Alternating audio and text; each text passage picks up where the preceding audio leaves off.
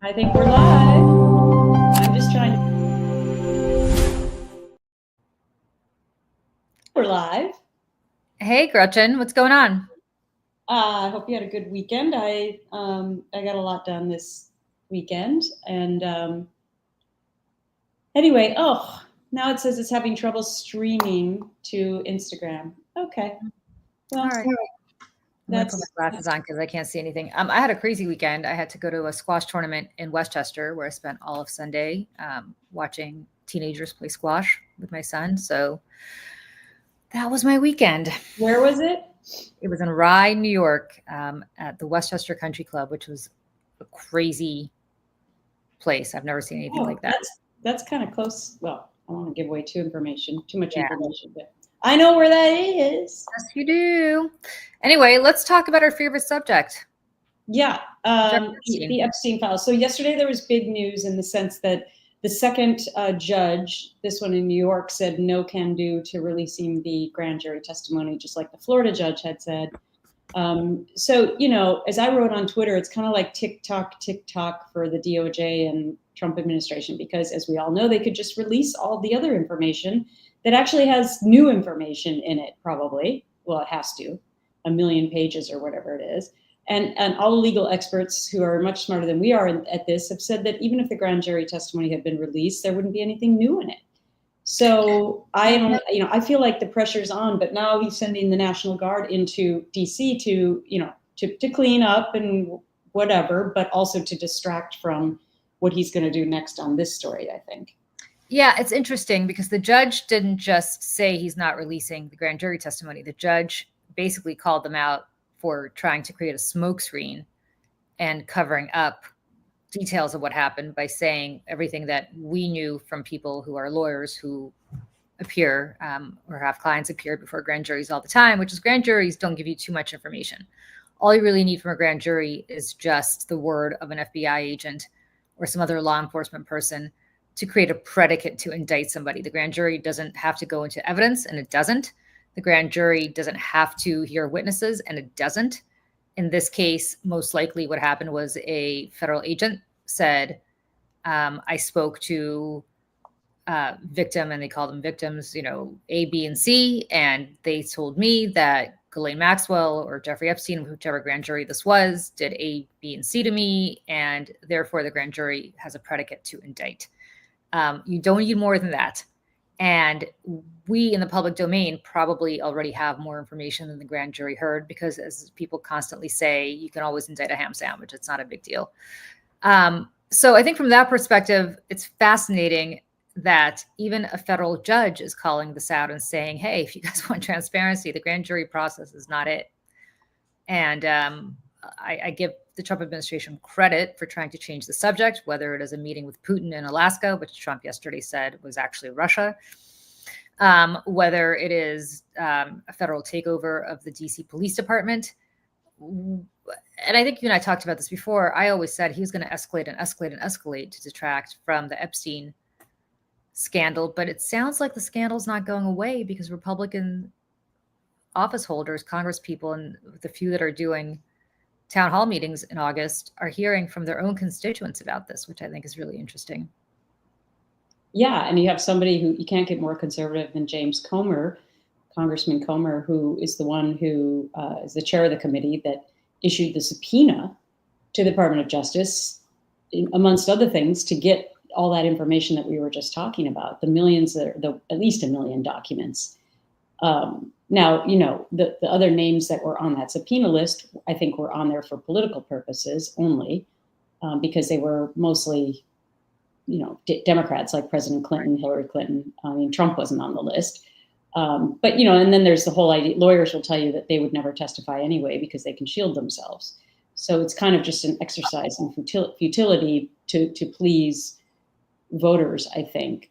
The interesting thing about this story that is not going to go away, two things. The idea that this would be the issue that would bring Republicans and Democrats together, and B, that Republicans and Democrats were both at fault here. I mean, there's going to be perpetrators on both sides of the fence. And one thing that you and I have always said about the issues that we fight with regard to silencing sexual harassment and any other kind of sexual misconduct in the workplace is that titans from both sides have fallen down, and they will continue to do so. When someone decides to treat you improperly sexually, they don't care what political party you're in. This is all about power.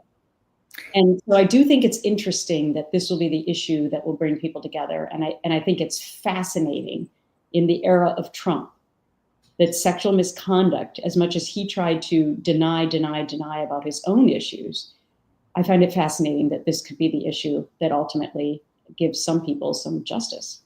You know what's been on my mind a lot lately, and you and I talked about it briefly just among ourselves, but I think it's important for people to know. Jeffrey Epstein taught at a school called the Dalton School here in New York City. And the Dalton School is a very fancy private school. Jeffrey Epstein did not have a college degree, which is fine, except for the fact that people without college degrees typically never, ever, ever get hired at Dalton. The headmaster of Dalton at the time was William Barr, who was Trump's attorney general in the first term, his father, which is a coincidence, I'm sure. But what's interesting about that is that as a math teacher, Jeffrey Epstein, as a high school math teacher, Jeffrey Epstein had access to obviously to underage girls. And there's, of course, no evidence that he did anything with them. But I think we know that people who are prone to pedophilia, which is what Jeffrey Epstein was, he was a pedophile, don't just wake up one day and start doing that. It's something that is inherently in them. And so, it is not a unreasonable thing to think that perhaps he overstepped with these high school girls. I am almost 100% positive that if that happened and anybody complained and there were settlements at Dalton, that they probably came attached to some very significant NDAs, especially back in the 80s when Jeffrey Epstein taught there.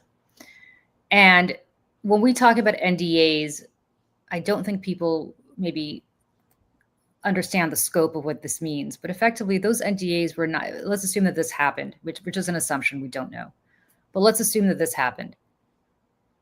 If those NDAs were not in place, these girls who are now women can publicly talk about what happened to them with Jeffrey Epstein. Had they been able to talk about it in real time, Jeffrey Epstein might have been able to be stopped before he went on to do this to the countless girls that he did this to as a billionaire, which we're still not clear as to how he went from being a math teacher, making, nominal money, to suddenly being an incredibly wealthy man.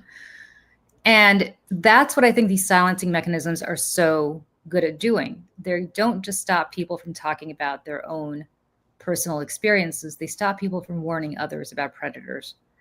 And less people think that maybe these women can start speaking now because Epstein's dead. Understand that a lot of times these NDAs succeed the death of the perpetrator and revert to their estate, which means that even after his death, the estate can keep people muzzled about what happened to them. I want to ask you something interesting about that, because when I talked about this on MSNBC this weekend, I got a lot of feedback from viewers who were asking the question, if these girls signed those NDAs when they were underage, they wouldn't be valid, right? And to add to that, there were criminal offenses. So would the NDAs be valid? I will just add another red herring in there, is that when this was happening in the 90s, people were not being believed.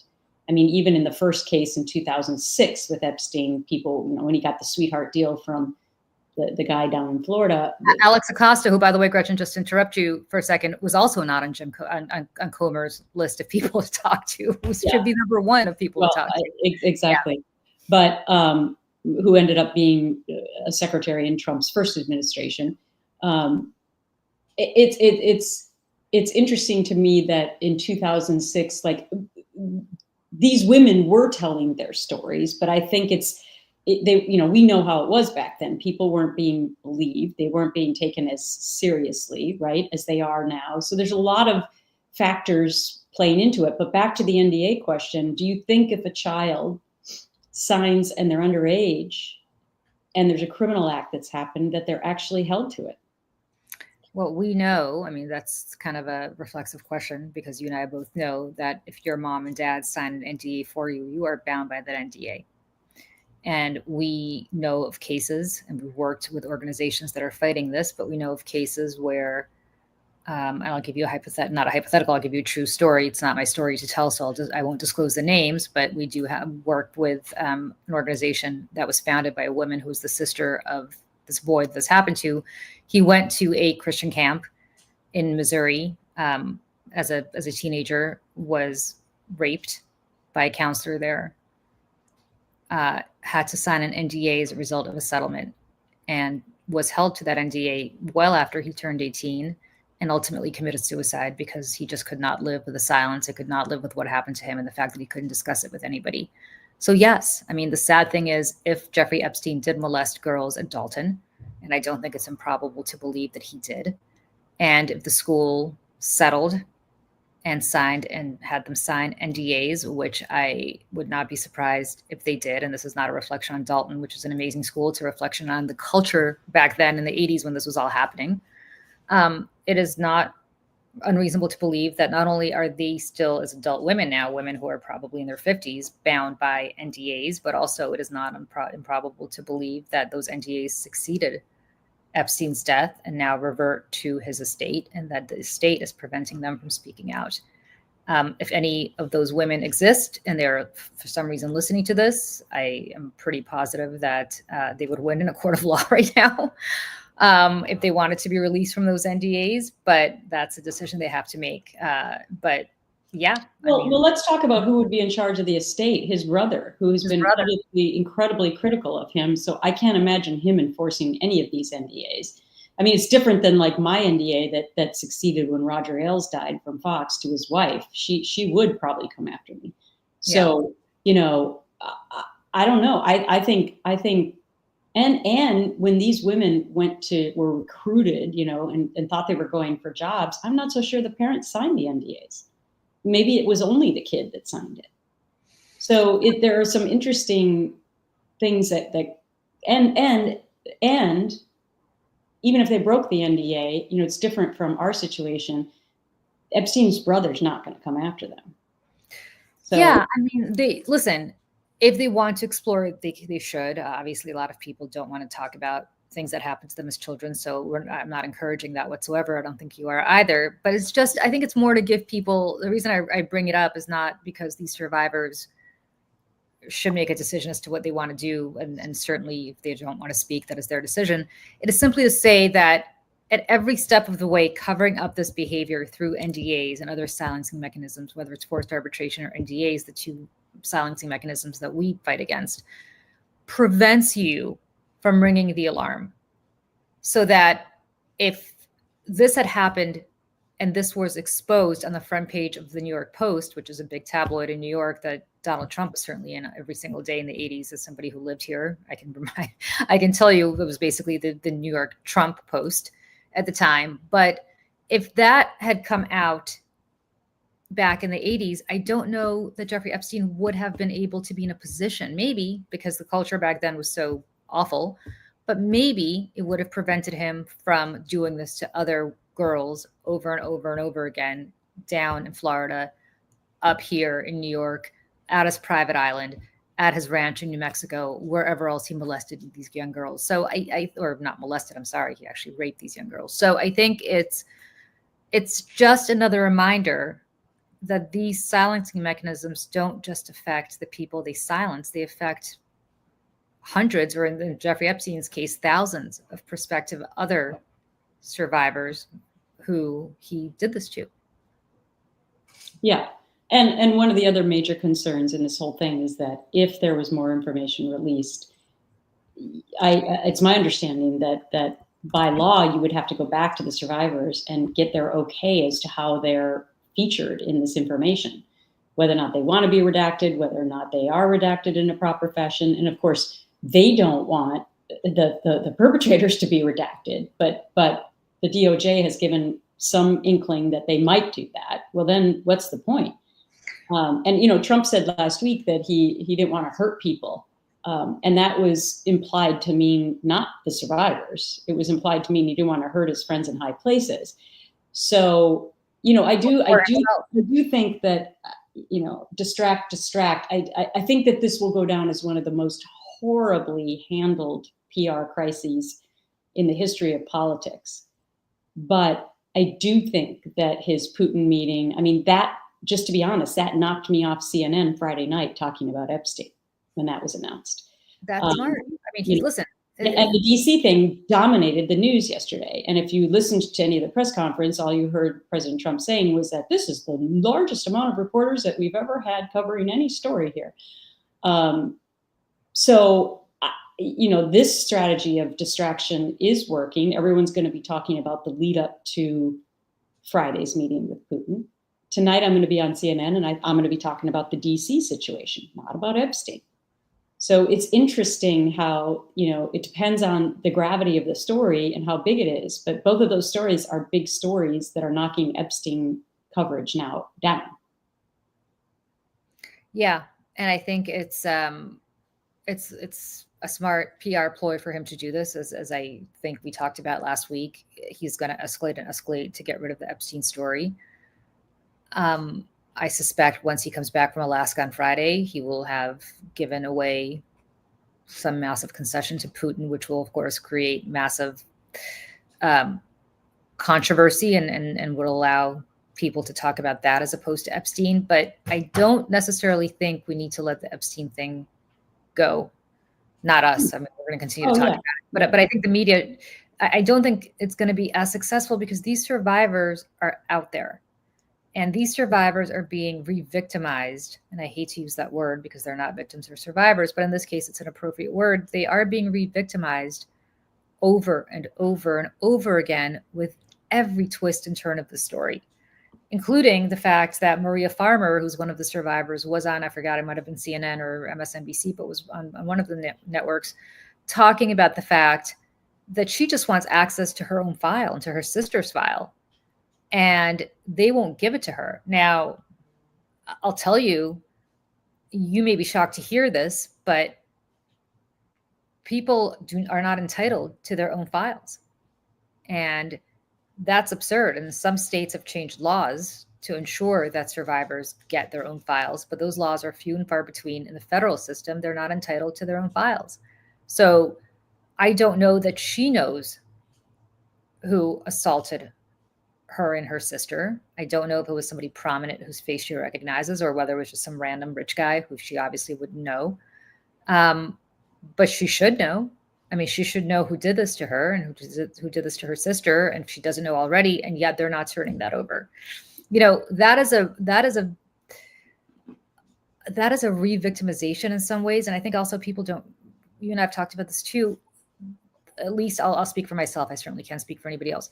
The underlying, and I was never sexually assaulted. I was never certainly molested as a child, so I'm not even comparing my situation. But the underlying bad behavior is awful.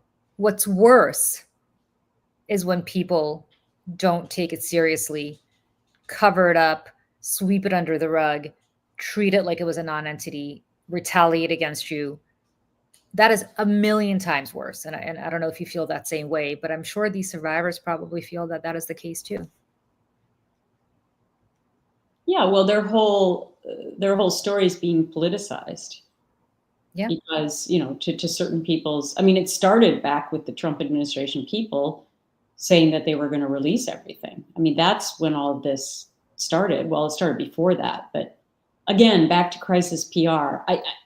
Just for the life of me, as much as Trump is dictating what is happening and what direction his staff should be moving in, it's unbelievable to me that he allowed his FBI director and his attorney general to go out there and make this a big, huge deal.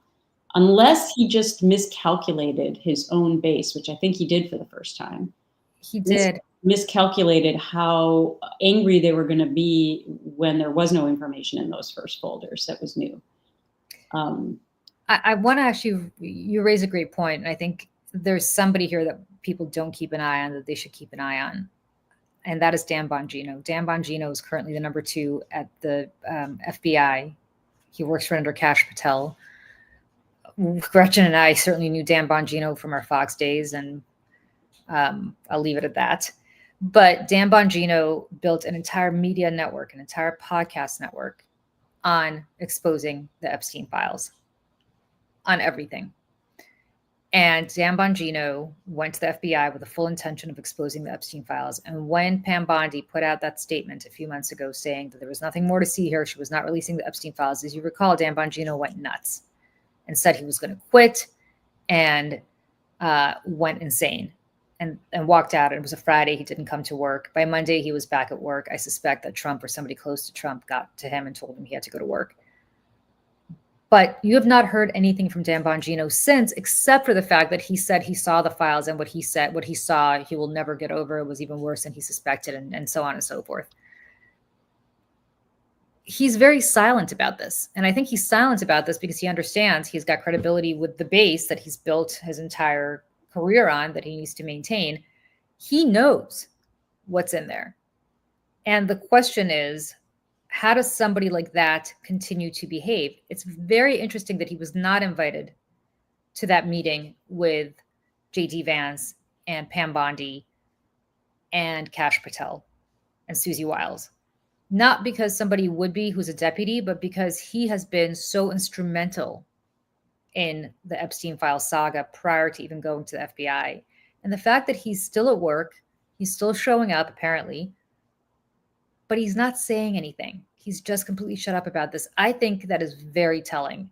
And that remains to be seen whether he continues to be quiet. He's really in a bind because if he continues to stay silent, he will be perceived as being part of this cover-up, which is somebody that he, with his mentality, I don't know if you remember him from Fox Gretchen, I certainly had my run-ins with him.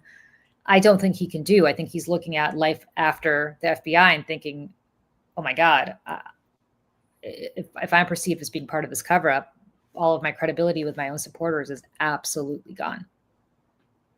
Right. What you're insinuating is that he could end up being a whistleblower of sorts. We should go back to the first kind of close person to Trump who was a whistleblower of sorts was Elon Musk, who, after he left, one of the first things he did was go on X and say that Trump was in the Epstein files.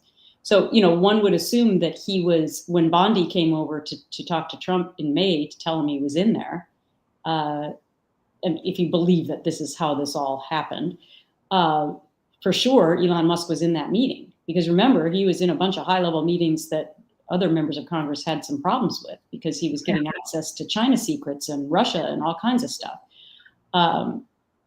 So he undoubtedly was in that meeting and heard it. And so then he put it out. Now he's gone back into a rabbit hole as far as speaking what he knows. But he could also be somebody who could come out and be a whistleblower of yeah. sorts. Well, there are many potential whistleblowers. What they did, which I think was insane, if you're trying to keep this as a tight hold, is if you remember a few months ago, they had they deployed, I don't know how many people at the Southern District of New York and the FBI to go through all the files and look for mentions of Trump. And this was done by hundreds of people working around the clock, which is interesting that they had to work around the clock to go through all these files to look for mentions of Trump. And then it was put on a Microsoft share drive for anybody to access who was part of that cohort. I mean, these are not all MAGA people. The Southern District of New York are not, there are some MAGA people in there, but there are people there who are not Trumpers, and they have access to these files. And so I think that's something else that Trump has to worry about. There are many swords of Damocles kind of hanging over him in this, from Bongino to the Southern District of New York to those FBI agents. I'm assuming that it would be illegal for any of them to come forward with the information. Sure, right? Of course. Yes. But if you're a whistleblower, yes, they would be prosecuted. I'm sure they wouldn't want that. On the other hand, if they are so disturbed by this, you never know. A lot of things are illegal. The one question, though, that still does give me pause is why. We had Obama, we had Biden, we had people on the opposite side of the fence here. They never released anything. Would they not have released something about Trump? No, for two reasons. They used Merrick Garland was a lawyer's lawyer and a judge's judge, and he kept talking about prosecutorial discretion. Don't forget, Ghislaine Maxwell had appeals throughout. First of all, she was on trial. Then she was on appeal. She's still on appeal in front of the Supreme Court. They would not disclose anything until those appeals were exhausted. Oh. So as much as MAGA wants to pretend that Merrick Garland was in on some sort of massive cabal to get Trump, actually quite the opposite. Merrick Garland had to be pushed and prodded to even investigate January 6th for years because he didn't want to politicize the office. And so if he didn't want to politicize January 6th, which we all saw before our eyes, I certainly don't think he would have wanted to politicize the Epstein files, especially at a time when Ghislaine Maxwell was still in appeal. So I think that's interesting. I think there's a question here from folks. Why don't NDAs work like they're when you're going to a psychologist if they hear something that could hurt the person? So they don't. They don't. The only time you could break your NDA is if you're subpoenaed by law enforcement. And I had an NDA with the governor of New Jersey, Phil Murphy, that was so strong that I could not discuss it with anybody, not even with a priest or a rabbi or a psychiatrist or anybody. I mean, literally anybody. So it doesn't matter. NDAs don't work that way. There's no exclusion like for a psychiatrist or psychologist or a priest or anybody else. Well, then I broke my NDA because I went to my minister. I mean, not all NDAs are created equal as well. Yeah. So, but it actually, thankfully, was one of the most paramount moments in my reason to finally jump off the cliff because of what happened in that meeting. And my grandfather was a minister, not to get too much into it, but she said he was channeling himself through us and he was proud of me and all that. And I mean, it was gut-wrenching, emotional. So to the point of how important it is to be able to tell somebody. It is, and obviously I was telling my parents and my husband, I mean, not every detail because it's kind of hard on a marriage, but, it's important to be able to, it brings us full circle about how important it is to be able to own your own stories and be able to talk. And so we are here for the Epstein survivors. We're not going to forget them. We will continue to talk about them, and we hope that everyone gets justice, the justice they deserve. Thanks, everyone, for joining us on a Tuesday. We will see you next week. Bye, everybody.